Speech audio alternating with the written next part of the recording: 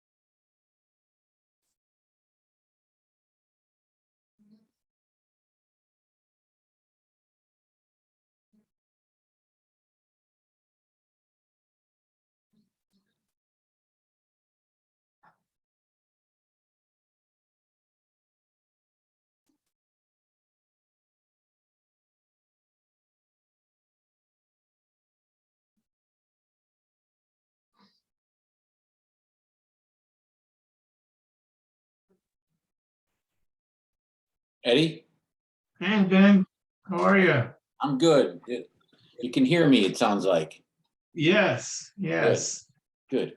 Looks like it's just the We two of may us for have a while. we might have a couple of more, so we'll give Okay, them a little bit of time here and see if they end up joining us. So great. Sean mentioned there may be two or three Okay. potentially, but you never I know for didn't, sure. I didn't think I was gonna be able to make this, and I just found out about it yesterday, but I was able to, I actually had a phone call that got postponed, so freed up some Okay, time. good. Where do you live? Eddie, I live in the Detroit metropolitan area in Michigan. Okay. Uh, I'm in Atlanta. Are you in Atlanta? Great. Yeah, northern suburbs of Atlanta. Okay. I'm in the eastern suburbs of Detroit, right on, have you ever been up this way? Not in a while. I have family in Flint, Okay, but I haven't been up there in a long time. right. Yeah, well, it's gone through some of its changes for sure over the past few decades with the changing in the automobile industry, in Yeah. particular Flint and Detroit. But over the past number of years, it's had a turnaround, huge turnaround. Uh-huh. I'd say the last 10 Yeah. years. And as a guy that has seen the last of the heyday of the automobile industry in Detroit and watched it kind of fall down, and a Hmm. lot of competition, foreign competition, kind of ate our lunch in terms of the American automobile industry. I've had the pleasure to see it kind of rise back now, so Right. it's been a good thing. Yeah, my background, I was in franchising. Most recently, I was CEO of one of the largest commercial cleaning franchise companies. And Detroit was one of the last markets we ended up selling, not for any particular reason. We just didn't have a candidate, Right. for that market. But the guy that ended up purchasing that, he has done just an amazing job. He has really taken off. He was in our we have what we call our gold circle, which was our top performing franchisees, Right. and he qualified for that trip every year and just really did a good job. What type of business was it? Cleaning, so commercial cleaning, so all pretty much all, no residential, so it's all, and we focused primarily on kind of the suburbs, the smaller locations like daycares and car dealerships and community banks and that kind of stuff. We didn't go after the big skyscrapers, in downtown. That was kind of a different segment of the business. So, Great. Who is he? yeah. Somebody I might know. I don't know. I'm trying to think of his, gosh, I'm drawing a blank. Let me look. Jared. Jared, what's Jared's last name? Hold on. I'm friends with him on Facebook and he posts a lot on Facebook. So Right. Rothberger, Jared Rothberger. Rothberger, Yeah, the company is Jam Pro. So Jam Pro. I may JAN Pro. JAN-PRO. Yeah, Yeah. I can't. Give Jared a call and tell him that you and I spoke. I know Jared, and yeah, definitely. I GERRIT. left. Sounds like Pardon? it's GERRIT. Jarrett or Yeah. JE? It's J. Okay, great. Yeah.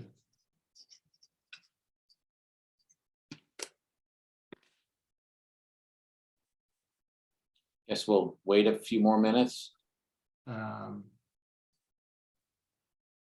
Let's see what time. It's 5 after, so probably just going to be you and I. So we can go Okay. ahead and get going. Oh, good. I got lucky. Got lucky with all to myself. Yeah. Well, usually I start off with just kind of telling people about my background. So, like I said, I've been in franchising pretty much my whole career, but it's always been on the other side, the franchisor side of it.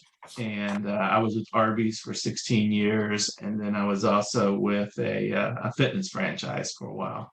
And I kind of came up as a CFO through the financial side, but most recently I was CEO of JamPro. But I left there in 2018. We had sold that business to our third different private equity firm while I was there. And so, I took that as an opportunity to kind of do something on my own. I was too young to retire and looking for something. And I thought, I love franchising. I love the business model. Been helping people start businesses for all these years. Maybe it's time for me to do something on my own. Right. Worked with a coach here in Atlanta that had helped us sell some Jam Pros, and he introduced me to Surface Experts. Mhm. And I really just fell in love with the business model. It was so similar to our commercial cleaning business model, where there we had sales guys going out and trying to get cleaning contracts. Here we just have sales guys going out and trying to get repair work. And it's a little more complicated to work, but rather than just vacuuming and cleaning bathrooms, you got to have some skill set to this. But it's a much higher margin business than it is in the commercial cleaning. Really, anybody with a mop and a vacuum was our competition there. But it's a very similar business model. So I kind of get my head around it. I like service business. I didn't want brick and mortar. I really like the people. I don't know if you've had a chance to talk to Jacob, but I haven't yet.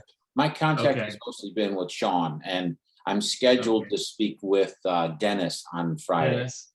Okay, terrific. Yeah, so you're fairly early on, it sounds like, in the process. But Yep. yeah, Jacob, and at some point you'll get a chance. That's usually towards the end. You'll get a chance to speak with Jacob, the founder. Just terrific guy, terrific family. Really focused on helping the franchisees be successful. It's a neat business model. It, like I said, great margins. So that's really kind of what drove me to it, Right. And what's your background? What'd you do there before you started this? For about 25 years, Eddie, I have been in sales, marketing, and business development, predominantly in the healthcare field, Okay. with large corporations like General Electric and IBM and Perot Systems. You remember Ross Perot? Oh, absolutely. After he Mhm. sold EDS, well, he started a similar company called Perot Systems. And I've been selling services and technology services into Fortune 100 companies primarily. And originally, my focus was in the healthcare industry. But over the past 8 to 10 years, I've really expanded, and now I'm more of a multi-industry focus. So, I sold a website for the launch of the Ford Mustang, the latest Ford Mustang to Ford Motor Company. Yeah. I sold a revenue cycle outsourcing deal to a diagnostic imaging group in California when I was at Pro Systems. So it's been sales, marketing and business development of services predominantly in healthcare. Right, terrific. Well, I've always said if I had to pick the ideal background for a franchisee, it would be in the sales side of things. And Right. there's a lot of hats, and most people that have come up through the corporate world probably hadn't worn all the different hats.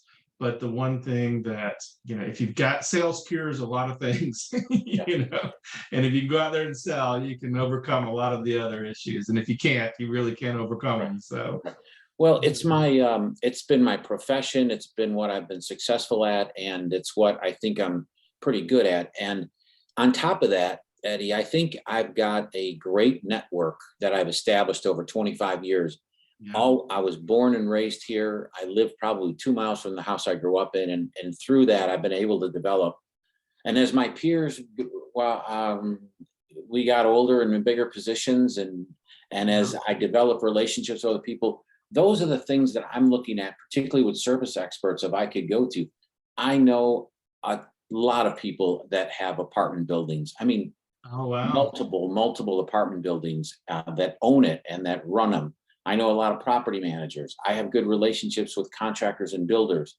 I've got great relationships, and I don't even know if they use this word anymore, but a Rolodex full of real estate agents and companies. yeah. So I'm That's golden. I mean, it's apartments and construction. Those are kind of your A customers right there. So that's golden for sure. Right. Yeah. so I mean, a little bit different sales cycle in that this is it's fairly quick. You go in, you explain what we do. It's not where they're sending out RFPs and it's several months, kind of negotiating process. You're kind of part of their maintenance budget and decisions made locally at the apartment complex by the manager there. So that's kind of nice, not having those kind of drawn out big dollar sales cycles. So what's attracted me to it, Eddie, and you kind of alluded to this. I've always been a guy that's been a hands-on guy, a fix-it kind of guy. To watch the transformation in some of those videos I saw with Jacob of what they can do and how they solve a problem in a house kind of appeals to me somehow. I can't explain it, but kind of appeals to me. So I like that. I like that it allows me to maybe leverage some of the relationships I've had before. And Mhm.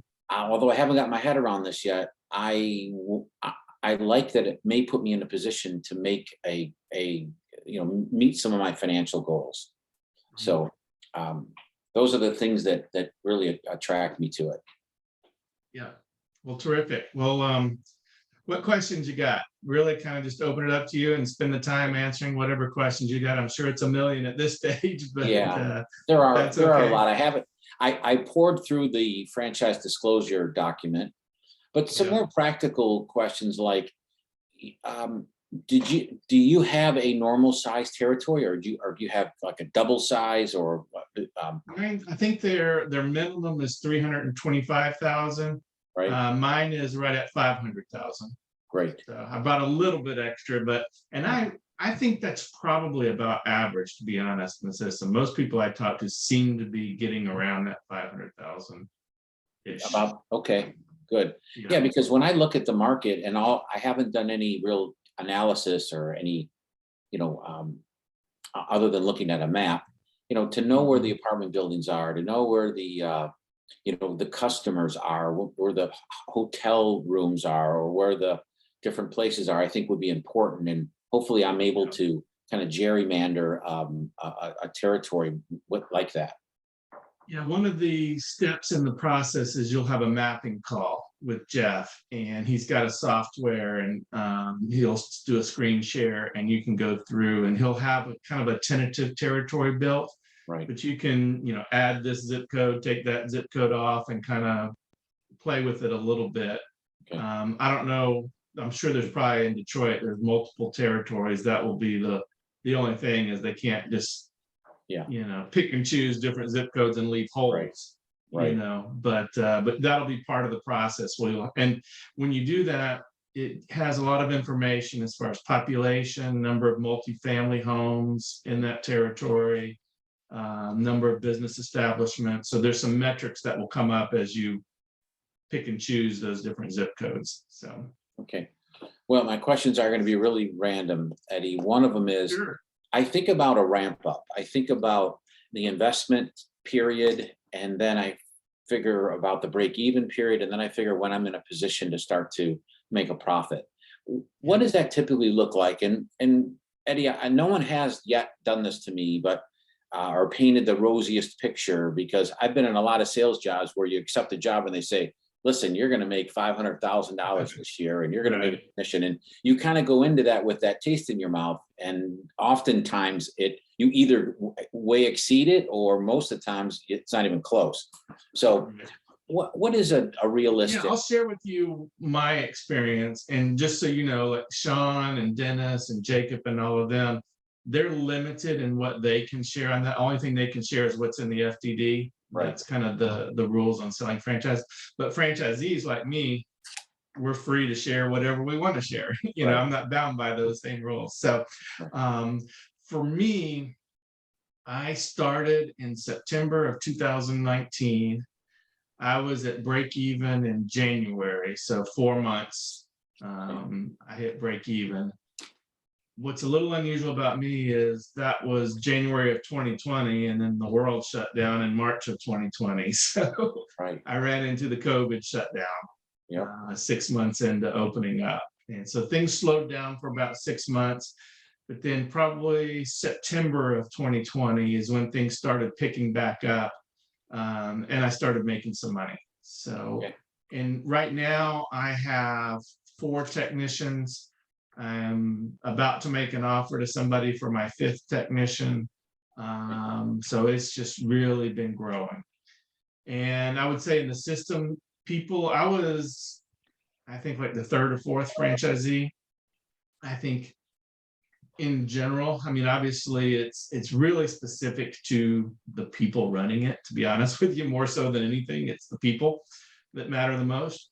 But I think there's just more support, more knowledge, more franchisees helping each other out. I think the people that are opening up now are getting out the gate a little faster. There are some people that reached higher faster than I did, some that haven't done it as quickly, you know, so it could be either way, but to give you a little bit of idea kind of what mine was. So, Great, thank you. What do you think are some of the key things in the first, when you start and you launch? What are maybe some of the key considerations as you choose a territory and as you choose a technician and someone to help you in the office?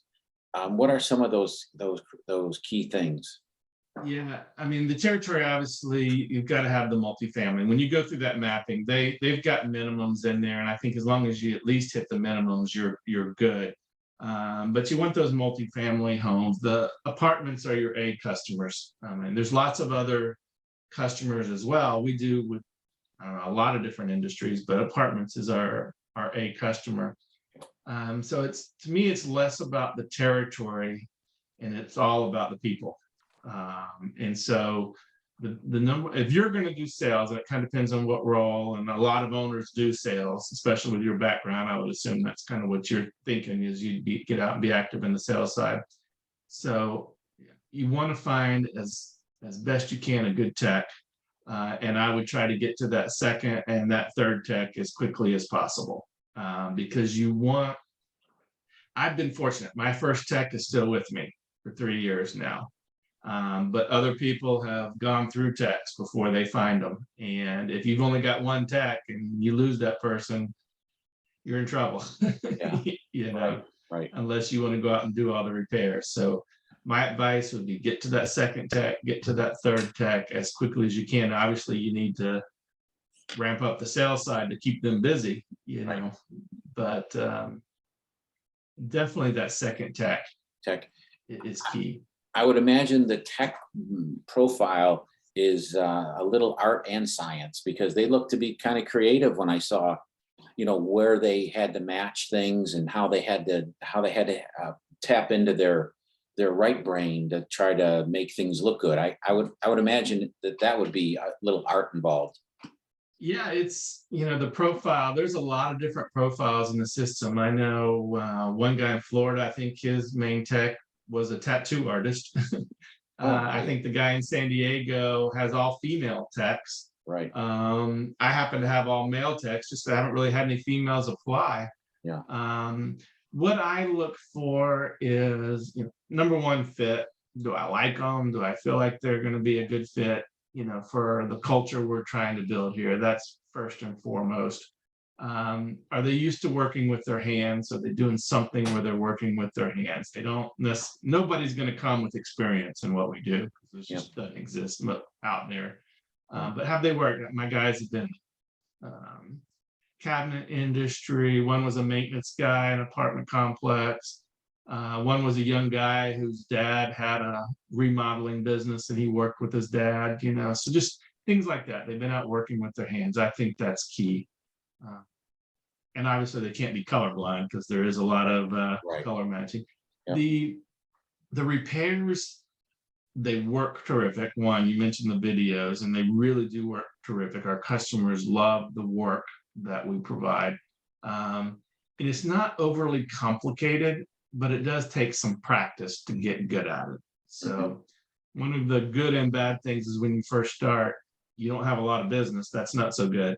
But the good thing about that is it does give them time to practice before they're Right. overwhelmed with a bunch of work.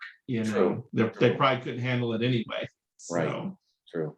I've got a tech, and although I'm early stage, Eddie, and I'm got a lot of due diligence to do, but I've got a tech in mind who Mhm. may be happy with that $20 an hour fee, or Yeah. about that. And Well, I'll tell you, my guys, I pay them salary, and I got 3 techs that are between 38 and 40 is Okay. their base salary, which works out to around, I don't know, $18 to $20 an hour roughly. Okay. But my first guy that I hired, he's my lead tech, and he's really good. He's kind of well known in the system.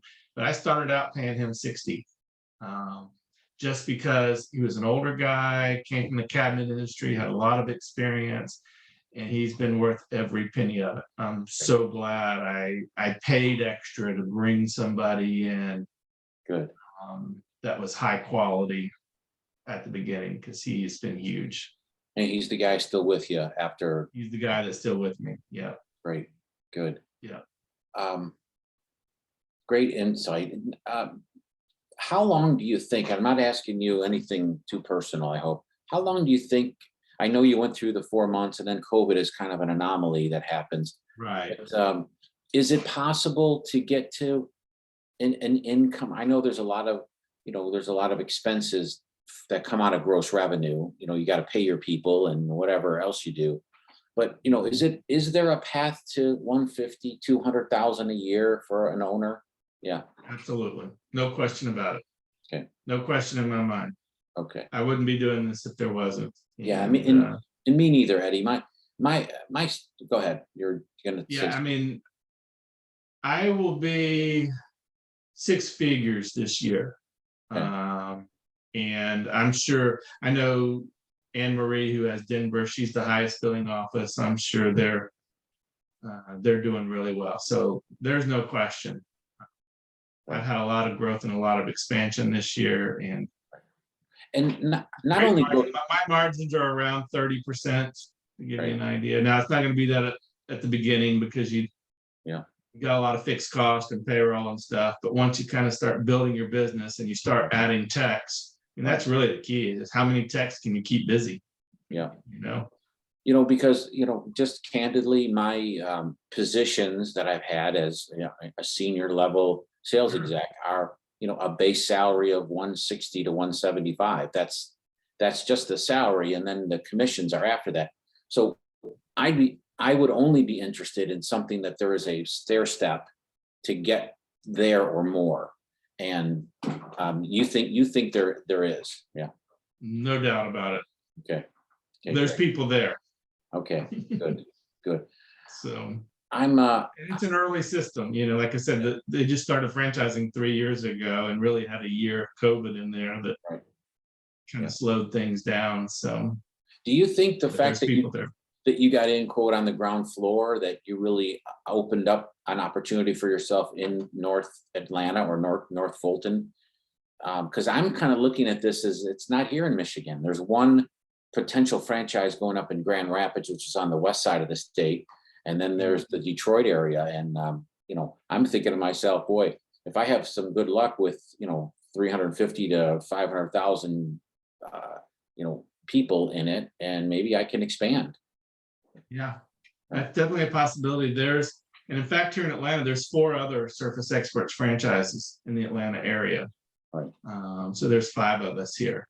And we work together really well. We share some expenses, like the Atlanta Apartment Association. We split the cost of that and their trade show and things like that. So There are five, there are And five, it's- of- there are 5 of them. there's 5 of us Okay, total. great. Yeah, me and 4 others. Mhm. Right. Yeah. And so I'm kind of somewhat surrounded. I got somebody to the east, somebody to the west, somebody to the south, and there's just not a lot north of me. So, Great. um, Eddie, another question I have is, I'm not at an age to retire either, and I definitely want to get off the corporate merry-go-round that I've been on, and I think I've accumulated enough knowledge about running a business and sales and the other mhm. things you need to be successful. So I want to do something on my own. So I know it's going to be work, but what's a work-life balance for you starting out? I mean, is it, because that's important to me. I don't Sure. want, I expect to be busy and work full time, of course, but what's that like? Yeah, that's the nice thing about this business is we're really only doing work Monday through Friday, kind of working and at locations, 9 to 5. They don't want you there at night. They don't want you there on the weekends. Right. It's not an emergency like pipe broke and I got water everywhere. Usually you can schedule these things out. Their emergency is a move in tomorrow, but it's not the end of the world. Right. I'm probably a little bit different than most of the franchisees in the system. And I think the way I handle it is probably where most people want to get to, but not where most people start. Yeah. I don't go out and do sales. I don't do any of the repairs. I handle the administrative side of it, the billing and the accounting side and all of that. I meet with my team 3 days a week. We meet on Monday, Wednesdays, and Fridays at 8 a.m. Usually that's 30-45-minute meeting. So for me, the work-life balance is terrific, but most franchisees are doing sales. They're out there doing the sales full-time every day. So I will say, if you're doing that all day, every day, there is an administrative piece to this that you would have to do at night. Okay. Otherwise, you do it during the day, and that cuts down on the amount of time you can spend out doing sales. So you might want to hire a salesperson, and you be kind of the half salesperson, Got 1 it. plus. So Yeah. I think eventually you definitely want to get to that. Right. You start day 1, not necessarily, but Yeah. fairly quickly. I'm thinking with my contacts and the people that I will reach out to, I'll go get the large names and the large opportunities, but have more of a junior salesperson kind of land those. Yeah. Yeah. And it's not a retail operation, so you're not open on weekends, holidays, and things like that. So and you really can only see customers pretty much during the day, kind of 9 to 5.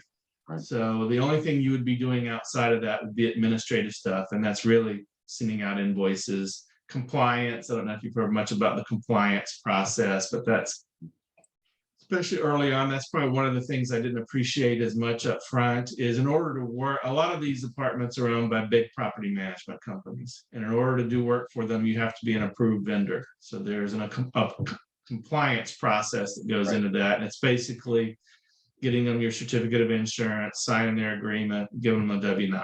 So process is fairly simple. The complicated part is sometimes they do that in-house, sometimes they outsource it to a third party, and there's multiple third parties they could outsource it to. So navigating, and the property managers don't always have a clear understanding of how that works. So, but you only have to do that once a year, and then on the renewals. So at the beginning, it takes a little time to understand who Vendor Cafe is and Compliance Depot and all those different companies and getting set up with them. But once you're set up, you're set up. So there is some administrative work early on getting compliant, but you get over that, once you kind of get that down. So I know it can be a home-based business, and I don't intend to start off as a home. I intend to have a small storefront location with with some room to park a couple, 3 trucks or vans behind. So is that what you did as well, Eddie? I have one of those shared office spaces that gives me, it's my mailing address and also gives me access to their meeting rooms. So that's where I have my meetings with my team. Okay. My lead technician has a big wood shop at his house, and so he keeps all the chemicals and everything there. Okay. So I'm kind of fortunate in that degree. And my guys take their cars home with them at night. I'm probably, I wouldn't be surprised in the next year I end up getting a location, but I didn't start off with one, so I don't have one yet. All right. I'm thinking that maybe that's expense I can put off, but I just feel more think you productive. can. I just feel more productive out of my home office, and Yeah. some place that have maybe a shared space might be good as well.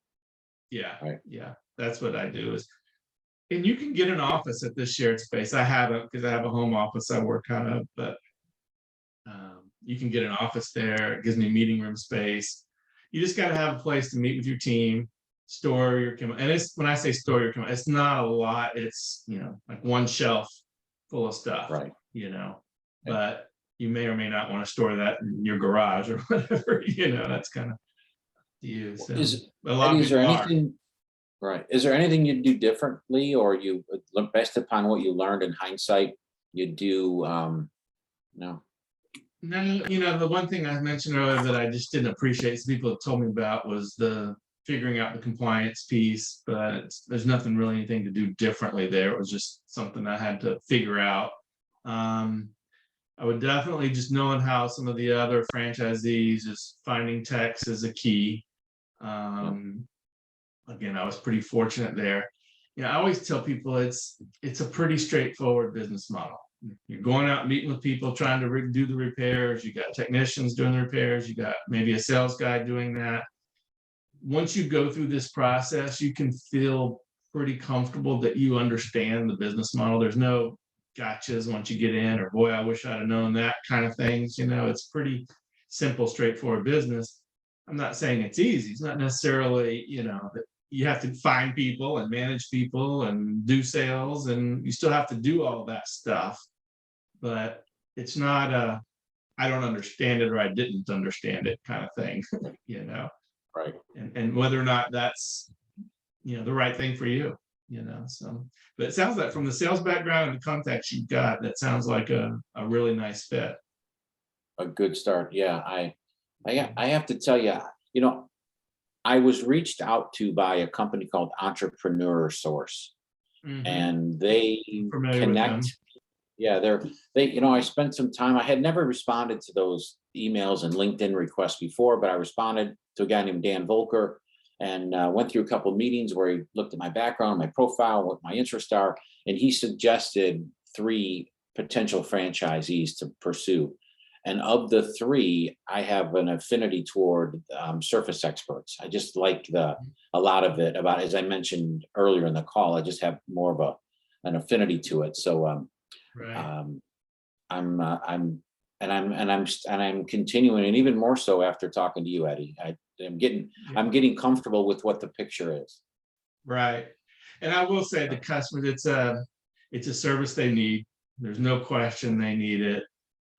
We're saving them money usually, versus replacing. That's really been their only option. So it's not like you're trying to sell them encyclopedias or something. They probably don't need, they do need the service. The biggest challenge on the sales side is they haven't had anybody like us in the past. And so you just got to educate them on what we do, how we do it, and who we are. And it's really just an educational sale. So that's probably the biggest challenge. Do we threaten any of the current people that work for these apartment buildings or these maintenance companies? Just the opposite. I mean, we try to position as we want to be an extension of their maintenance team, because Right. their maintenance guys, every one of these places, they're having a hard time finding people. they're overwhelmed. They're fixing HVAC and pipe leaks and all of that kind of stuff. Right. They don't have the skill set or the time to do a lot of these cosmetic things. So Mm. for most of these guys, we're a godsend to them. Right. So, And is that, that equation that replacement is expensive versus the spot repair, that must be particularly in, staring down the barrel of a recession and an inflation and everything else, people are going to be wanting to spend $100 to $200 to fix something rather than a replacement. exactly right. The other big challenge on the sales side of it too is, it's when you hit them, it's whatever their hot spot is that day. They just had a tub that had a crack in it, and that's focused on their mind. And when you mention we can do tubs, they think, all right, great. Can you do this tub I've got in unit 304, whatever. And they forget about all the other things that we can do. So even once you get in, it's a constant re-education that, hey, we can also take care of that tear on the floor and that chip in the countertop, because they'll pigeonhole you as, okay, now you're the tub people or you're the countertop people or whatever, because that was the hot button at the time. When you're doing sales, Eddie, do you go in, are you would I be the guy quoting the job, like go and meet with the person and I would quote, tell them about what it would be, right? Yep. Okay. And we try not to send, written quotes and proposals. We try to give them a right on the spot. Yeah, we can fix that for $200. We get it on the schedule for tomorrow. Right. Kind of deal. Okay. We don't want to go back, send them an email and all of that kind of process. It's book it right then if possible. And they've got a great, you've got a lot of sales experience at Surific, and Jacob and his sister who works in the business, they both have a lot of sales experience, but they've got a great script to follow. They've got a lot of little, nonverbal things, to do. They really understand the sales process and have a really good sales program for you to, a little your own special sauce to it, but it's a great way to get in and explain what we do. Good. You mentioned schedule. Is there a national like scheduling line that people can call and they can put appointments right on my calendar? Yeah. We use a software called Bonago, and that's what all the franchisees use. And it keep track of all your customers in there. It has your schedule in there. There's an app for your technicians so they can pull up and see exactly what their schedule is, what the repair is, location, all of that kind of stuff. They can keep before and after pictures in there. And then there's a call center. So they can either call you schedule the repairs, or they can call the call center in Spokane, and they have access to your schedule, and they will schedule it as well for you. Okay, great. How's that ExpertNet system work for you? I know it has the CRM package and it has financial and has scheduling. Has that been a pretty useful tool? Yeah. I mean, it's got everything we need. I mean, it's like any software. There's always things that could be better, but there's no real holes in it. It's probably not the most robust CRM. If there's a weakness, it's on the CRM side. As far as if you wanted to send out marketing things and automate some of the, like a Salesforce or any of those others, if you're familiar using, it's not going to be as robust as those. But you can keep track of your contacts, you can keep track of your schedule in there. The calendar for all your technicians. It has the link with QuickBooks for your billing, send out all your invoices and everything for it. So it does everything you've got to have. If there's things that could be a little more robust, it's probably on the CRM side, but it's critical. Most of this is face-to-face sales anyway. Good. So I was going to ask you that, does advertising come into play at all in branding in the area, or is it really just get out, meet with people, let them know what you do, and hopefully you're top of mind when they need that service? Yeah, that's primarily it. I know some people are doing some, Facebook and LinkedIn and things like that. And there is the support center sends out a a little newsletter every other week to all your contacts in the system. I don't spend any money on advertising. We joined the Atlanta Apartment Association and we're active in that and go to their trade show, but that's about all that we do from an advertising standpoint. As part of the, I think it's section item 5 in the financial or the franchise disclosure document says that there's $500 a month as part of your fees or your obligations that go toward advertising or goes toward marketing. No, I think they have the right to implement that, but they're not doing that now. okay, I don't pay anything good. for that. That's another Is it- thing, just so you know, is one of the, you haven't, it doesn't sound like you've done your pro forma call either. One of the other steps in this whole process is you'll have a call with Sean and he has a pro forma template. And then you can go through and start creating your pro forma and your template. So that's part of the process here. So And you'll and the get pro more forma information on would- that. In the pro forma, Sean sent it to me yesterday. I haven't Oh, he I did, haven't okay. filled it out. He sent me an example yesterday. But I imagine that personalized to me and my expenses, if that includes, a van or whatever is particular to me, if I want to rent an office or whatever, or lease an office. So I guess it'd be a pro forma specific to me.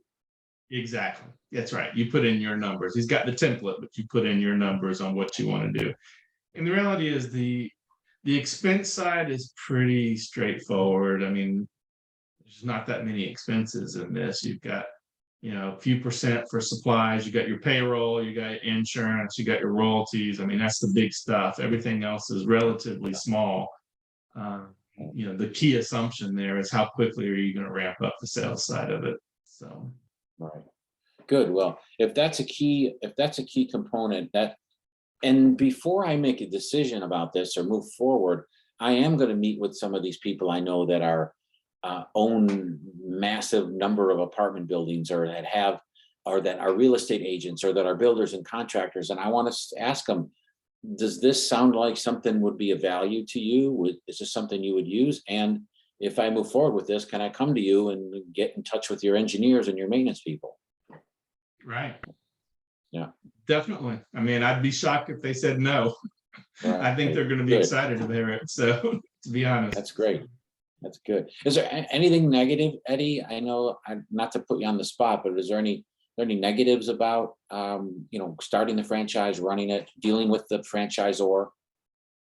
Franchisor people are great to deal with. I think the biggest challenge that probably every office would tell you, the biggest challenge is just finding good people, and I don't think this business is any different than any other business. I think that's the key in every business is finding good people. I don't think it's any easier or any harder in our business to find them, but that's probably the biggest challenge, just finding good people, finding good techs, finding good salespeople.